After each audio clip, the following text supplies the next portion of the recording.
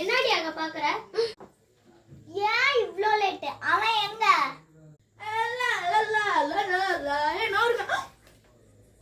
ஒரு ரெஸ்பான்சிபிலிட்டி கூட இல்ல.